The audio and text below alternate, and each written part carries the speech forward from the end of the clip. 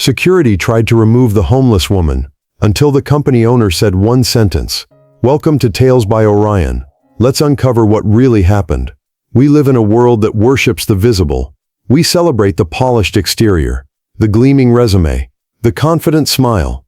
We build our temples of commerce out of glass and steel, monuments to success that reflect our own aspirations back at us.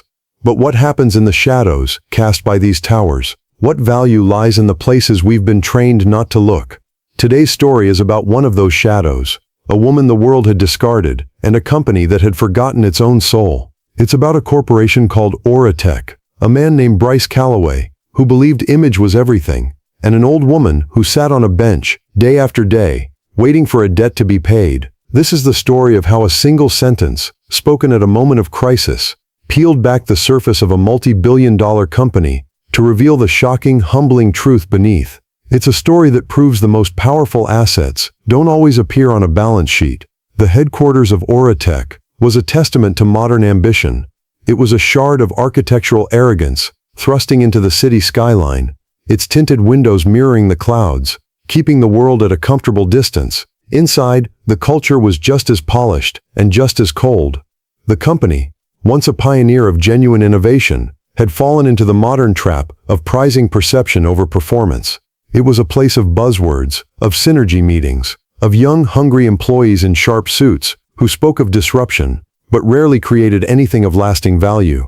At the helm was David Sterling, a man in his late 30s who had inherited the CEO position from his father, the company's beloved co-founder. David was a good man, but he was drowning.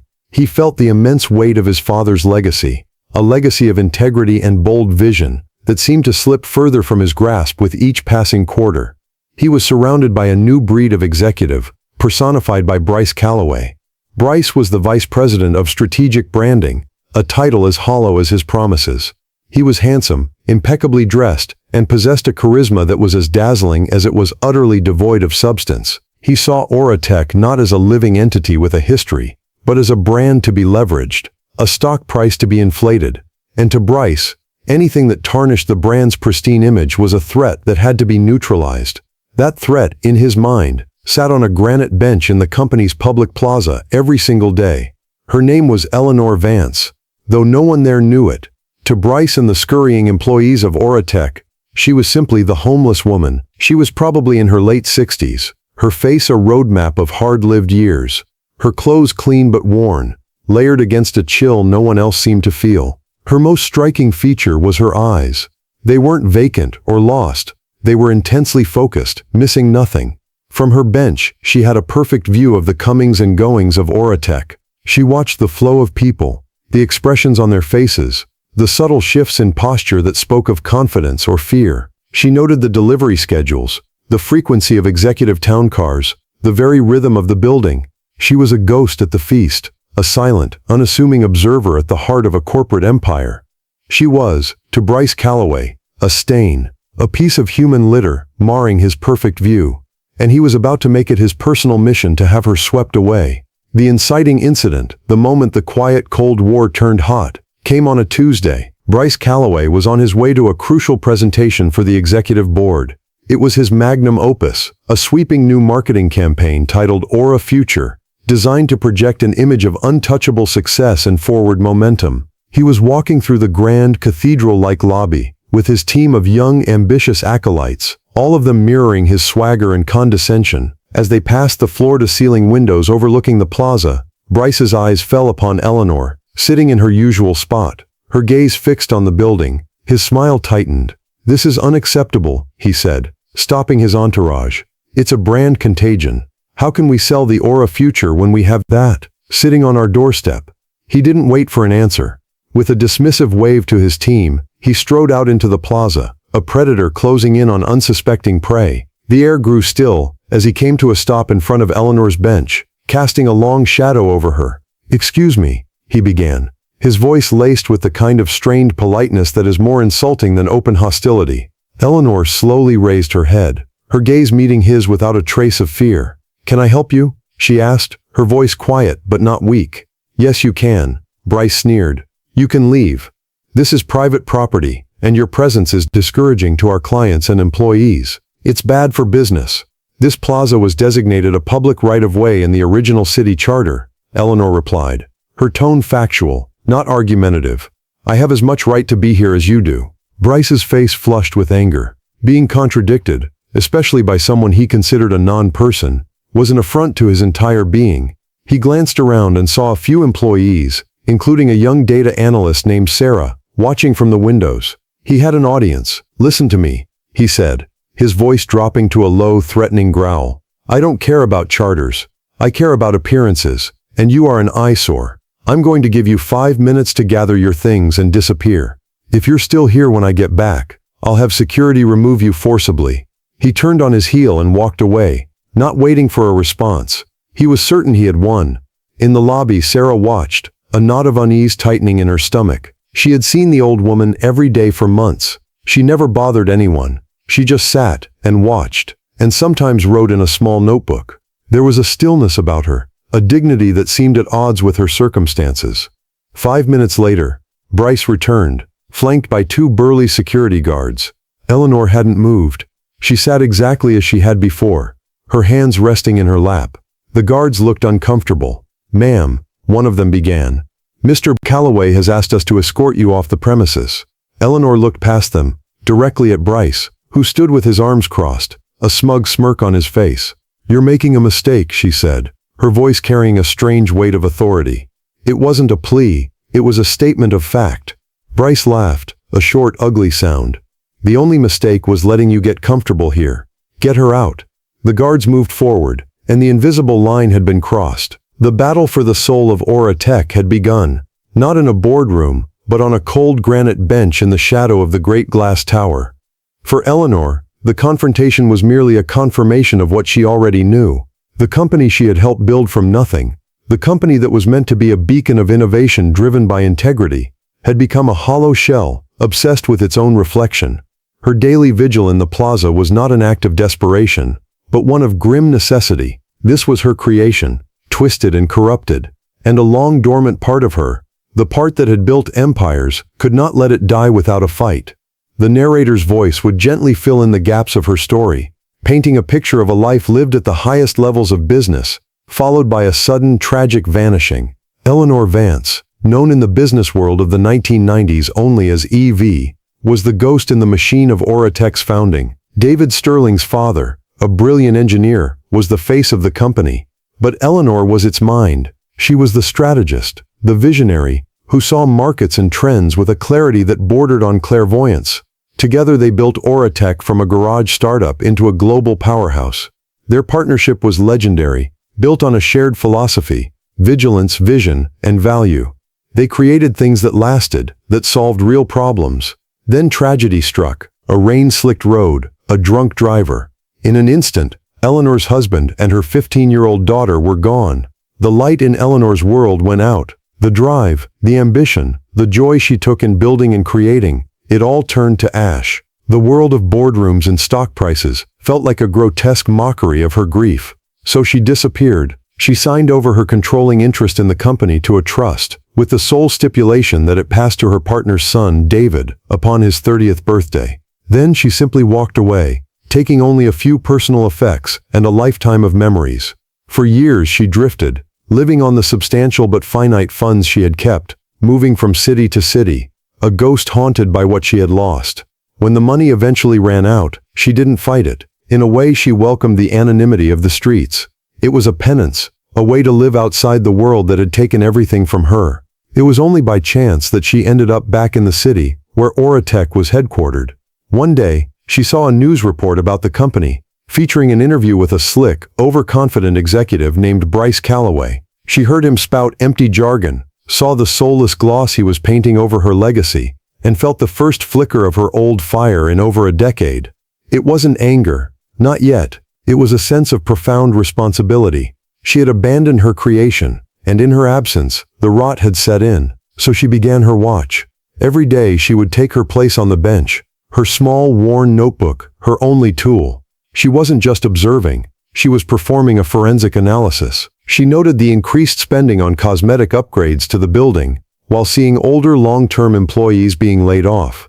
She saw the fear and insecurity in the faces of the younger staff, who were pitted against each other in a brutal competitive culture. She watched Bryce Calloway's meteoric rise, a man who produced nothing but PowerPoints and press releases. She was diagnosing the sickness, mapping its spread, and in the quiet solitude of her bench, she began, almost unconsciously, to formulate a cure. The confrontation with Bryce was not the start of her war. It was simply the enemy revealing his position on the battlefield she had already prepared. While Eleanor was mapping the company's internal decay, the external threat was gathering like a storm front. The rival corporation, Omnicorp, was a corporate shark that smelled blood in the water. Its CEO, a ruthless corporate raider named Marcus Thorne, was a man Eleanor had bested in a legendary market fight 2 decades earlier. He had never forgotten the humiliation. Thorne saw the new Aura Tech for what it was, a bloated, complacent entity coasting on past glories. He saw the Aura Future campaign, spearheaded by Bryce Calloway, not as a sign of strength, but as a colossal waste of resources, a desperate attempt to wallpaper over deep structural cracks. Bryce's campaign had focused all of the company's marketing capital on a single, unproven new product line, leaving their core, profitable sectors neglected and vulnerable. It was a classic case of arrogance, and Thorne was ready to make them pay for it. The announcement came on a Wednesday morning, sending a shockwave through the financial world. Omnicorp had initiated a hostile takeover bid, offering a premium to shareholders that seemed, on the surface, too good to refuse. They simultaneously launched a blistering media campaign, highlighting every one of Aura Tech's recent missteps, using Bryce's own buzzwords against them with savage irony. The effect was immediate and catastrophic. Aura Tech's stock went into freefall. Panic erupted on the trading floor and in the gleaming corridors of the headquarters. David Sterling found himself in a nightmare. He was trapped in an emergency board meeting, his phone buzzing incessantly with calls from terrified investors and gloating journalists. He looked around the table at his executive team, and for the first time he saw them not as his father's trusted lieutenants, but as what they had become, a collection of frightened yes-men. Bryce Calloway, the architect of the disaster, was in full damage control mode, which meant he was blaming everyone but himself. "This is a failure of our legacy systems," he proclaimed, gesturing wildly. "Our R&D department has been too conservative. We needed to be more aggressive." David listened to the cacophony of excuses, his stomach churning. He knew deep down that Bryce's focus on image had left them exposed. They had spent $1 billion on making themselves look strong, and not nearly enough on actually being strong. The company was on the verge of being swallowed whole, its legacy of innovation about to be strip-mined for assets by their oldest enemy. The pressure on David was immense. The board was wavering, with some members already quietly arguing that accepting Thorne's offer was the only way to salvage some value for the shareholders. The company his father had built, the legacy he was meant to protect, was slipping through his fingers like sand. In his desperation and fury, Bryce Calloway needed a scapegoat, a target for his rage. His mind, unable to process the scale of his own failure, fixated on the smallest, most visible symbol of imperfection he could find, the old woman on the bench. He saw her continued presence as a personal insult, a mocking indictment of his collapsing authority. He stormed out of the boardroom, his face a mask of cold fury. He was going to wipe that stain from his world, once and for all. The pressure cooker environment inside Aura Tech was about to blow. Bryce Calloway, his career and reputation imploding, channeled all his fear and rage into one last petty act of cruelty. He saw Eleanor on her bench as the ultimate symbol of his loss of control. If he couldn't defeat Omnicorp, he could at least vanquish this one, silent, old woman. He got on his phone, not to security this time, but to the city's social services hotline. He spun a calculated, vicious lie. He described a clearly disturbed and potentially dangerous individual who was aggressively harassing employees and exhibiting erratic behavior. He used all the right keywords to trigger an emergency response, ensuring that they would come not just to move her, but to potentially commit her for a psychiatric evaluation. It was the nuclear option, an attempt to erase her completely. Meanwhile, David Sterling, feeling the walls close in, had left the suffocating boardroom. He needed air. He needed to think. He walked blindly through the lobby and out into the plaza, his mind a whirlwind of stock prices, legal threats, and the disappointed face of his father. He kept imagining. As he stood there watching the frantic pulse of the city, he saw the city services van pull up, its lights flashing. He saw two officials and a police officer approach Eleanor's bench. He saw Bryce Calloway standing nearby, directing them with a grimly satisfied expression. David was about to turn away, to retreat back into his own crisis, when a hesitant voice broke through his stupor. "Mr. Sterling." It was Sarah, the young data analyst. She was pale and trembling slightly, but her eyes were determined. She had seen Bryce on the phone, had put two and two together, and her conscience had finally won its battle with her fear. "Mr. Sterling," she said again, a little stronger this time. "That woman, she isn't bothering anyone. She never has, she just sits there. Mr. Calloway, he's been trying to get rid of her for weeks. He just doesn't like how she looks." Sarah's simple, brave words cut through David's panic. For the first time, he wasn't just seeing a problem, he was seeing an injustice. He looked past Bryce, past the officials, and truly looked at the old woman. He saw her posture, ramrod straight, even as she was being surrounded. He saw the quiet dignity in her face, the complete absence of fear. He saw the intelligence in her eyes, a sharp, analytical light that seemed to be taking in every detail of the situation. And then a cascade of memories, fragments of stories his father had told him years ago, began to coalesce in his mind. He remembered his father talking about his mysterious partner, the brilliant E.V., who had vanished after a tragedy. He remembered a single faded photograph in his father's old study, a vibrant woman with the same intense eyes, standing next to his father in a dusty garage, a primitive computer prototype between them. He heard one of the officials say her name. "We have a report about an Eleanor Vance." The name hit him like a physical blow. Eleanor Vance. E.V. It couldn't be. But the eyes were the same. He felt a sudden, electrifying jolt of hope, a wild, improbable gamble that was the only move he had left to play. David Sterling moved as if in a trance, his own multi-billion-dollar crisis momentarily forgotten, replaced by a singular, stunning possibility. He walked forward, his stride purposeful, cutting directly through the circle of officials that had formed around Eleanor. Bryce Calloway saw him coming, and his smug expression faltered, replaced by confusion and then alarm. "David, good, you're here," Bryce started, trying to seize control of the narrative. "I was just handling this unfortunate situation. This woman is a liability," and David didn't even look at him. He waved a dismissive hand, silencing Bryce in mid-sentence. His entire focus was on Eleanor. He stopped a few feet from her and crouched down slightly, bringing himself to her level, a gesture of respect that shocked everyone watching. The plaza had gone silent. Dozens of employees were now watching from the windows, their own work forgotten. "Ma'am," David began, his voice quiet, almost reverent. "My father, he used to say that Auratech was originally called Aura V. He told me the V stood for something important, a secret between the two of them." He locked his gaze with hers, pouring all of his desperate hope into a single question. "He never told me what it was. Do you know?" Eleanor looked at the young man before her, the son of her dearest friend, his face etched with the same stress and worry she remembered seeing on his father's face during their toughest years. A lifetime of grief and solitude seemed to melt away in that instant, replaced by the ghost of a fond memory.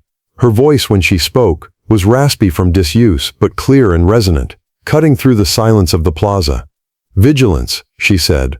The word hung in the air, simple and profound. She then continued, her gaze unwavering. "Vigilance, vision, and value. The three pillars. That's what we built this place on." A choked sound escaped David's throat. It was her. The legend was real. The ghost from his father's stories was sitting on a bench in front of him. He felt a surge of adrenaline, of pure, unadulterated hope. He slowly rose to his full height, his back now ramrod straight, his voice shedding all its earlier uncertainty. He turned to the bewildered security guards and the city officials. He pointed a finger at Eleanor, and he said the one sentence that would change everything. "Stand down," he commanded, his voice echoing in the stone plaza. "This woman owns more of this company than anyone in this building." A collective gasp rippled through the onlookers.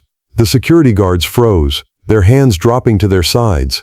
The city officials looked utterly lost. Bryce Calloway's face had gone from smug to confused, to a mask of ashen horror. He looked as if he had been struck by lightning. David then turned his gaze on Bryce, and the look in his eyes was one of cold, surgical fury. "Bryce, my office, now." It was not a request. He then turned back to Eleanor, his entire demeanor softening. He extended his hand, not as a CEO to a vagrant, but as a desperate student to a master. "Miss Vance." "Eleanor," he said, his voice thick with emotion, "we are on the verge of losing everything. Omnicorp is tearing us apart. I don't know what to do. We need you. I need you." Eleanor looked at his outstretched hand. She looked at the gleaming glass tower, her creation, now so tarnished. And she looked at the desperate, hopeful face of her old partner's son. After a long, silent moment, she placed her small, weathered hand in his.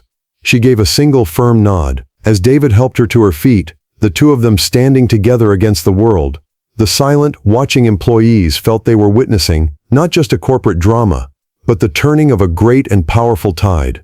The execution of Eleanor's strategy was as swift and devastating as its conception. David Sterling, energized and acting with a decisiveness no one had ever seen from him before, set the plan in motion. The first two prongs of the attack were launched before the end of the business day.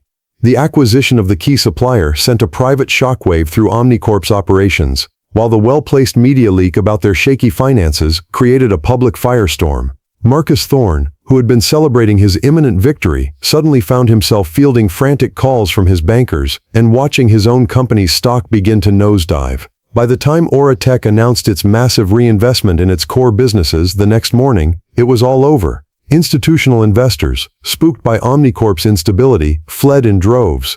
Thorne's hostile bid, built on a mountain of debt and arrogance, collapsed under its own weight. Within 36 hours of Eleanor walking into the boardroom, a humiliated Marcus Thorne officially withdrew his offer. Aura Tech was saved.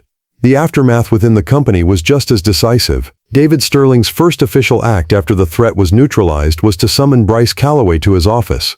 It was a short meeting. David didn't yell. He simply laid out, with cold factual precision, how Bryce's vanity, incompetence, and obsession with superficial branding had nearly destroyed the company and had made it a target in the first place.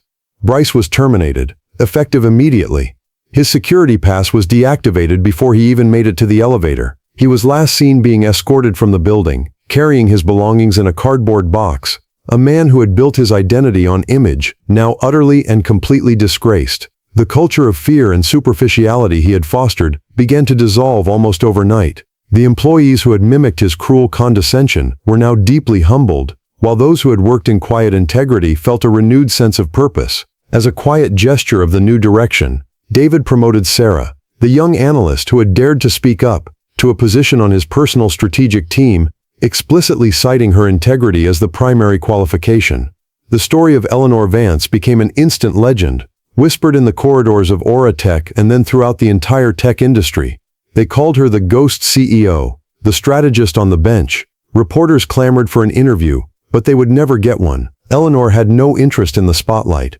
The board, in a state of profound gratitude, offered her any position she wanted. Chairwoman, chief strategic officer, anything. She politely but firmly refused it all. "I didn't come back for a title," she told David. "I came back to fix what was broken." Her vindication was not in reclaiming power, but in having restored the company's soul. She had won the war, and now she was ready to go back to a life of peace, but this time, on her own terms. The resolution was not an ending, but a new beginning for Aura Tech. Eleanor's victory was not just personal, it became a catalyst for deep systemic change. While she refused any formal executive role, she did agree to serve as a special, anonymous advisor to the board, a conscience for the company, as David called her. Her one condition was that Aura Tech fundamentally change its culture, moving away from the empty pursuit of image and back to the three pillars upon which she and David's father had founded it: vigilance, vision, and value. Under her guidance, they restructured the company. They tore down the hyper-competitive, toxic performance metrics that Bryce had implemented. They reinvested heavily in long-term research and development. They created new pathways for internal promotion based on merit and integrity, not on office politics. The company, once a cold and sterile place, began to feel human again. But Eleanor's greatest impact was perhaps her most personal. With David's enthusiastic support, she used a significant portion of her newly reactivated stock holdings to establish the Vance Sterling Foundation. It was a non-profit with a unique and powerful mission: to identify, support, and empower hidden masters, individuals who, due to age, circumstance, or personal tragedy, had fallen through society's cracks, but possessed extraordinary, untapped skills and wisdom. The foundation sought out brilliant engineers driving taxicabs, gifted artists working as janitors, and natural leaders living in shelters. It provided them with resources, mentorship, and a second chance to contribute their incredible gifts to the world. It was Eleanor's way of ensuring that no one with something to offer would be judged and discarded based on their appearance. As for Eleanor herself, she never returned to the world of corporate luxury. She didn't want the mansion or the private jet. She found a small, comfortable apartment in a quiet neighborhood, with a large window overlooking a park. She had her books, her peace, and the satisfaction of knowing that her legacy, both her company and her family's memory, was now secure. The final scene of our story is not in a boardroom, it's on a bench, but this time, it's a simple wooden bench in the park, across from her apartment. Eleanor is sitting there, not as a lonely observer, but with a young woman, a recipient of her foundation's first grant. She is listening intently, a small smile on her face, as the young woman excitedly explains a complex equation she has written in a notebook. Eleanor is no longer a ghost. She is a mentor, a guide, passing on the wisdom of a lifetime. She had proven that the greatest value is often hidden in plain sight, waiting for someone with the vision to see past the surface. So what does this story teach us? It teaches us that we should be careful who we dismiss. The quiet person in the corner, the one who doesn't fit the mold, might just be the one holding all the answers. True strength isn't loud, it's resilient. And real worth has nothing to do with the clothes you wear, or the title on your business card. It's etched into your character, proven by your actions, and revealed when it matters most. Have you ever witnessed a moment where the underdog completely turned the tables? A time when substance triumphed over style? Share your story in the comments below. We'd love to read it. Thanks for watching.